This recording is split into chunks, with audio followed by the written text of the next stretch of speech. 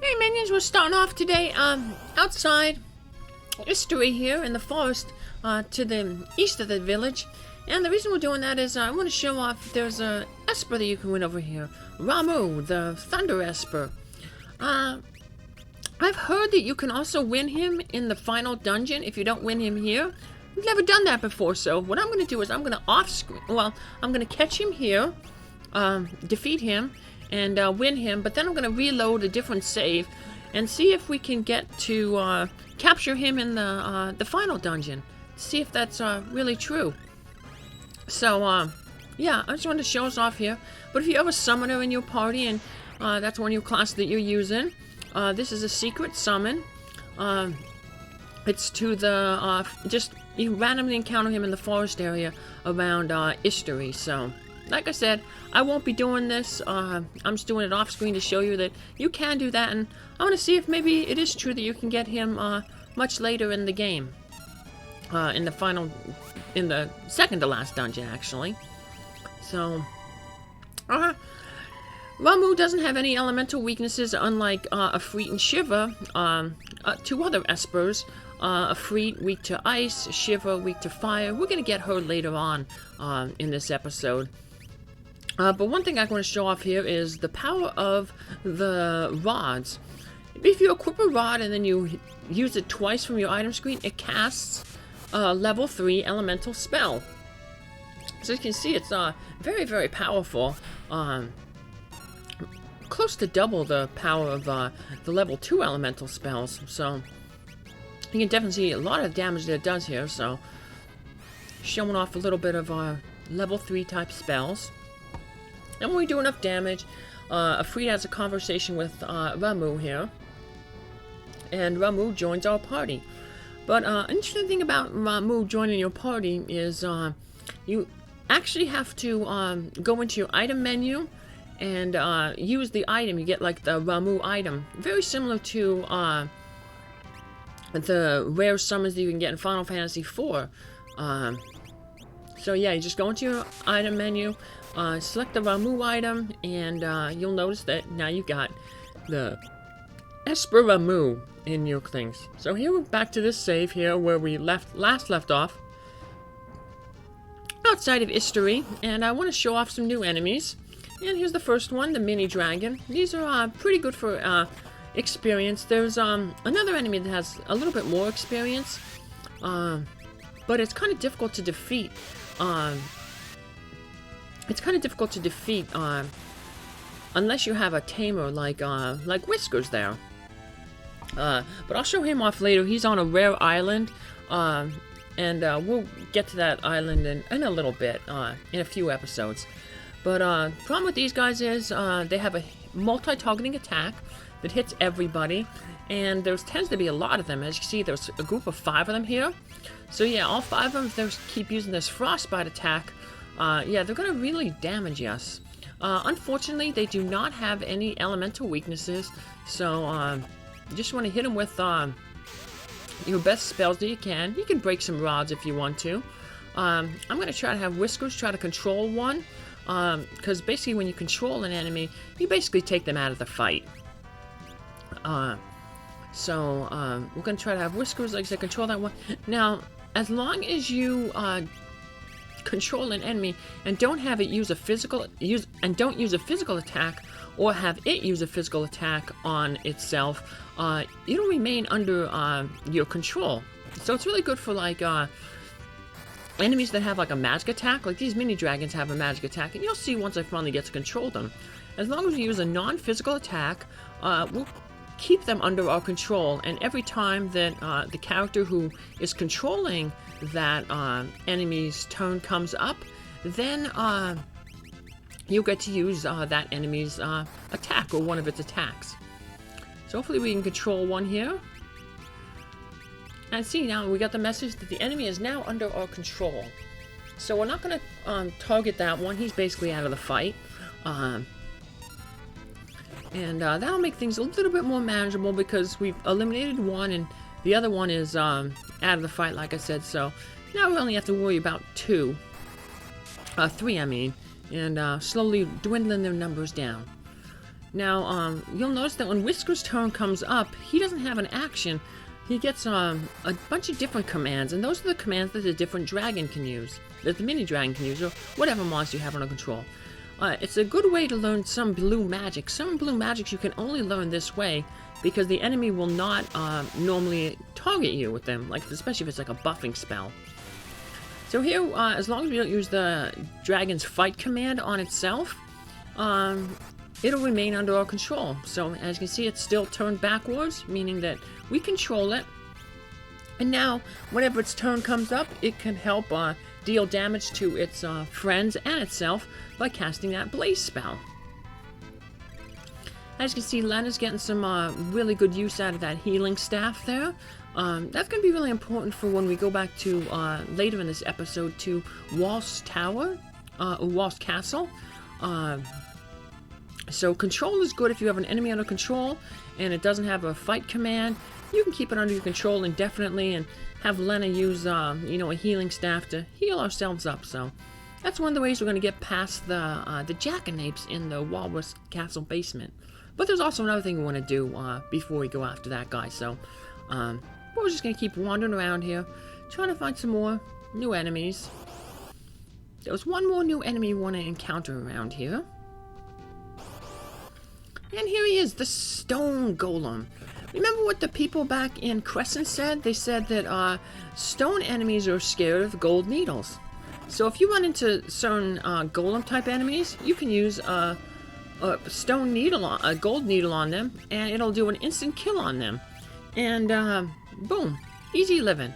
If you're not doing that, you can. Those guys are weak against lightning, so use your bolt 2 spells on them, and that's one way to take them out. But hey, I'm gonna show off that gold needle. There's a few other enemies that like statue type enemies that gold needle trick does work on. So. And we got another high potion. Now that's all the new enemies in this area, so let's hop on into History. It's the village of shepherds. I don't mind life at a slower pace. That's why I'm a shepherd.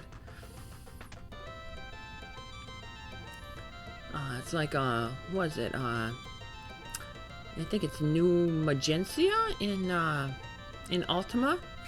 The village of humility with Katrina the shepherdess. We're gonna play the Ultima games eventually, minions, but a little later. And not much we can get here. And there is a few treasures in here that we, not necessarily treasures, but there's a few things that we want to get in here, so. In this little remote, out-of-the-way village. Talking to some more people. I took a spin around the flower bed and found something good. That's a clue. Have you seen that huge fall east of here? That's History Falls. Pretty impressive, huh? Still, every time I see those millions of gallons of water, I kind of feel this urge. Maybe he wants to go over it in a barrel, like Niagara Falls. The last quake completely blocked the road to the falls. This guy sells really expensive rings, and the guy over to the left here will explain those rings.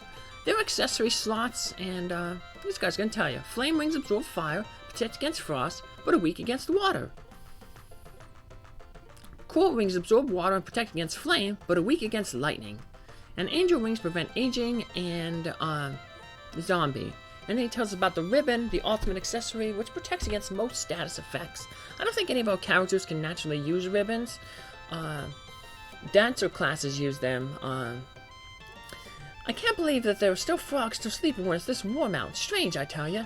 We were told that Gold took a lap around the flower bed. So if you walk a circle around the flower bed, this frog pops out. And he is going to give us the Toad spell. And that's another black magic spell. It fills out the hole in level 2 black element black spells. We have poison and sleep. Now we have a Toad to fill out level 2 black magic. Later on, we're going to get the spell that fills out the level 1 time magic, but in a little bit. Speaking of magic, let's see this magic shop here. What have they got? A bunch of the old time magics, but we already have all these spells, so All different spells, 2 spells of each levels 1 through 3. So the level 1, level 2, level 3 time spells, the one that we're missing, they're all kind of special, and you have to get them in a different way. This lady just tells us about Ifrit, not Ifrit, Ramu. There's some old guy wandering around. That's your clue to walk around and try to find him. Stay away from that sheep in the left corner. He's temperamental. And you talk with this sheep down here, and it's really a girl pretending to be a sheep. She said she's pretending to be a Beastmaster. Yeah, if you notice, Whiskers, he's a Beastmaster. All the characters, when they turn to the Beastmaster class, they wear kind of like sheep costumes. So we talk with all the sheeps, and they just say, bah. Yep. But if we talk with this sheep from behind, we poke him in the butt. Poke, poke, poke. And he kicks us over the fence. And that allows us to talk to this bard. And if we tell him that we're not looking for the crystals, he says, you know, oh, so I mistook you for somebody else. But if we say that we are protecting the crystals, he teaches us another song, Romeo's Ballad. This song basically it makes monsters skip their turns, and it's one way in low-level games that you can beat one of the optional super bosses. You have 2 bards singing, and basically the big bad monster never gets a turn. There's treasure hidden behind the waterfalls. At least that's what my dear old great-great-grandfather told me. We're going to be able to access that treasure much later in the game.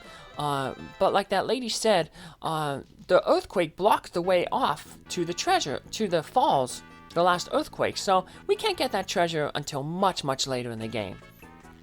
So, but now we have this little desert here west of the ancient library, and that's where we want to head to first. We mainly want to catch, the plot's going to direct us there shortly, but we want to go there to, I guess, clear up some bestiary entries, and we also want to catch a monster, a certain monster in there. And we're getting into lots of random encounters on our way over here, so.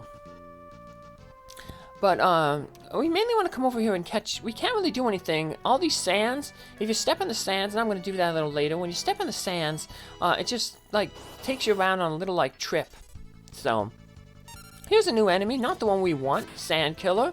All these enemies here, weak against water, including the boss of this area. That's why we're probably going to want to catch one of those chimeras again, because it uses that Aqua Breath. If you have a blue mage, they can naturally learn the Aqua Breath spell, so that's a good spell to use in this area. We're going to catch one later, but first we want to catch a different monster in this area. And see if we step into anywhere in this thing, it just takes us on a little trip, so. What we want to catch is this sand bear. The sand bear, when you release it, it has a really powerful attack. It just does a fight command, but it's considered a strong attack. And what that means is it does like extra damage. And this is how we're going to be able to defeat that Jackanapes. The Jackanapes has really high defense. We were told about it back in Walse Castle. That if you see it, you know, it's really hard to run from. So this is one way we can kind of deal with it. You don't really need to catch one, as long as you have there's several ways to deal with the Jackanapes around this point in time. But before we talk about that enemy, here's our final last enemy in this area, the SandBoil. Once again, weak against water, otherwise not too difficult. But getting back to that Jackanapes, one thing you can do is, if you're using the ninja class, you can throw shurikens, and a shuriken will eliminate Jackanapes. So that's one way you can take care of them. But for us, since we can't use ninja classes, I'm just going to capture a sand bear to show it off. Now, of course, we'll only be able to take out one Jackanapes, but you know, I want to fill out the bestiary, and which means taking care of every enemy. I want to head here first. We're going to get some more plot here. I was mainly coming here just to use the healing pot. Sid, hey, you're back. Sid, we found Crescent Island, but the fire-powered ship sank. Oh, so, whatever, we'll just build another one. Wow, they're not taking it. More importantly, we've learned the King of Tycoon was around. What? He was seen in Karnak. From there, he moved on to the desert of Shifting Sands. Shifting Sands? Where's that? It's the desert to the west of here. But, went a little faster. Basically, I as I showed over there, you can't cross the desert because the sands just like suck you around and they won't let you cross. But the witnesses say that they saw the king floating in midair. Floating? Yeah, that's a spell we'll get much later in the game. So we can't float. We're gonna have to find another way to get across the desert. So maybe Sid and Mid can help us. Doesn't matter how close we get to it if we don't know how to get in. Maybe we'll see it and be inspired. Don't tell me you're afraid of some sand, old man. Please, when I was your age, we crossed burning sand every day and liked it. Come on, Whiskers. Let's check it out. So now the plot is directing us over to that to that desert where we just were at, but we're not going there yet. We're going back to finally gonna get that treasure in Walse Castle and Walse Tower. I'm gonna use this free healing point, might as well. Because we have some powerful battles that we're gonna get into in the Walse area, so. The Desert of Shifting Sands, how can we get through? The town of Ruins is on the other side of the desert. It's the abandoned remnants of an ancient civilization. It's true, the King of Tycoon went across the desert. If that really was the King of Tycoon, we're gonna have to find him.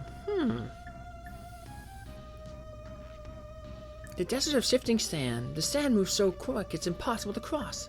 The blackbird, whoa, is that a black chocobo? I thought they were extinct.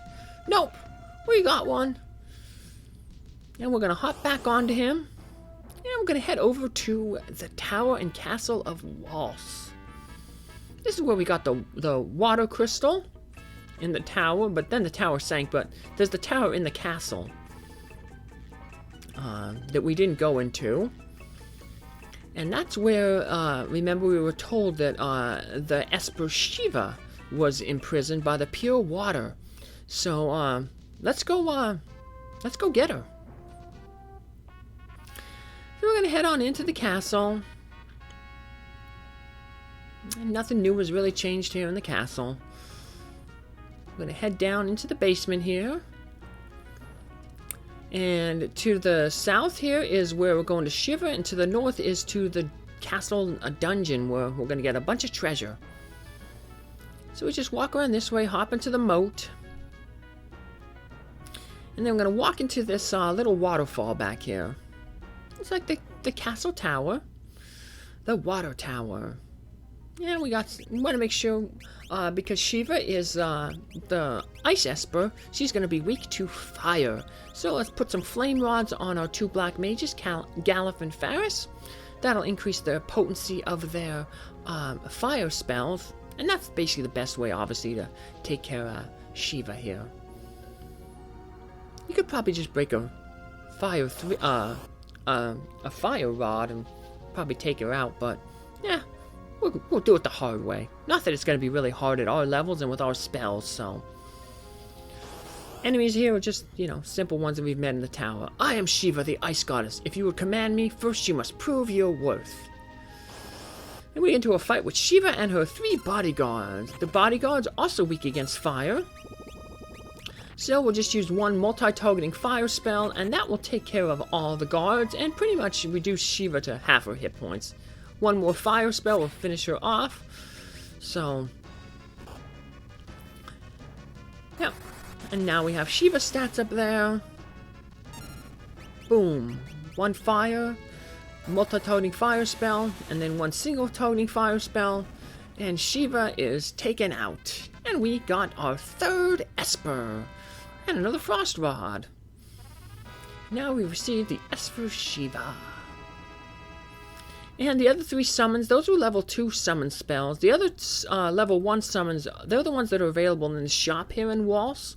You can just buy them from the store. I didn't buy them because, hey, we don't need, we can't use a summoner in this playthrough, so.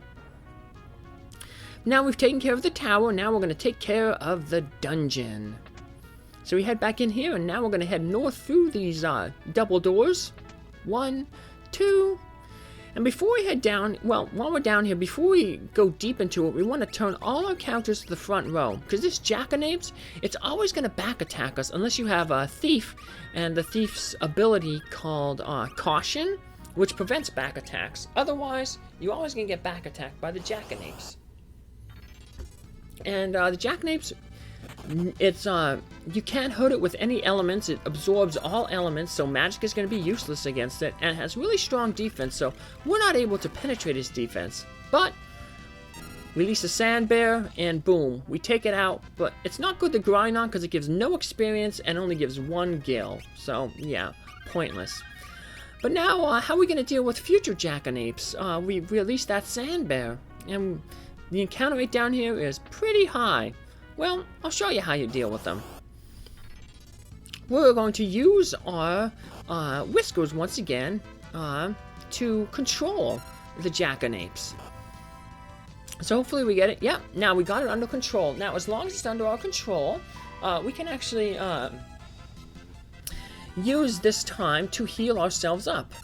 So we can have Lena just keep using the heal staff, and whenever Whisker's turn comes up, or whoever's turn is controlling Jackanapes, just use the encircle spell. Remember, if we use the fight command, the Jackanapes will fight itself, and then it'll take itself out of our control. And we don't want that. We want it, as long as it's under our control, it can't hurt us.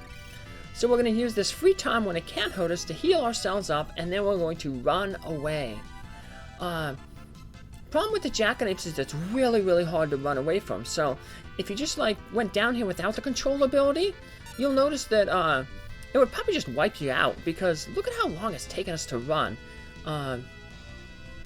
Yeah, this whole time that it's that we'd be trying to run, the Jackanapes will be attacking us, and in about 2 or 3 hits can take out any character. So yeah, so you run into it, you want to control it, and